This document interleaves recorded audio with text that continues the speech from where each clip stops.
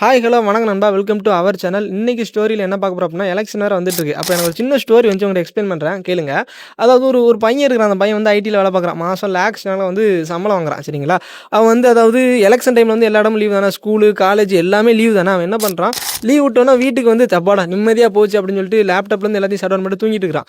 தூங்கிட்டு இருக்கிறவன் வீட்டு ஜன்னல் வழியாக விண்டோ பார்க்கல ஒரு பாட்டிமா ரொம்ப கஷ்டப்பட்டு வெளியே நடந்து போயிட்டு இருக்காங்க. அந்த பாட்டிட்டு போய் கேட்குறான், பாட்டி எலெக்ஷன் டைமில் நீங்கள் எங்கே போயிட்டீங்க அப்படின்னு சொல்லி அந்த பாட்டிட்டு கேட்குறான். அதுக்கு அந்த பாட்டி சொல்கிறாங்களாம், நான் ஓட்டு போட போயிட்டு இருக்கேன். அந்த பாட்டி அப்படி சொல்கிறாங்க. உடனே இவன் கேட்குறான் அந்த பாட்டிட்ட, நீங்கள் போகிற ஒரு ஓட்டுனால அந்த நாடு மாறி இருக்குமா அப்படின்னு சொல்லி கேட்குறாங்க. அதுக்கு அந்த பாட்டி சொல்கிறாங்க, இல்லை மாறாது.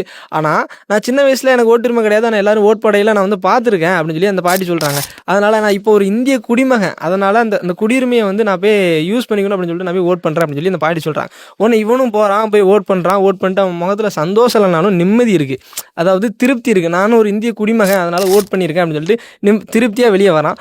அதாவது ஃப்ரெண்ட்ஸ், இந்த மாரல் ஆஃப் ஸ்டோரி என்னன்னு சொல்லி பார்த்தீங்க அப்படின்னா, இந்த இந்திய குடிமகனாக இருக்கிற ஒவ்வொருத்தவங்களும் இந்த ஓட்டை வந்து யோசித்து யாருக்கு போடணும் அப்படின்றத வந்து போடுங்க.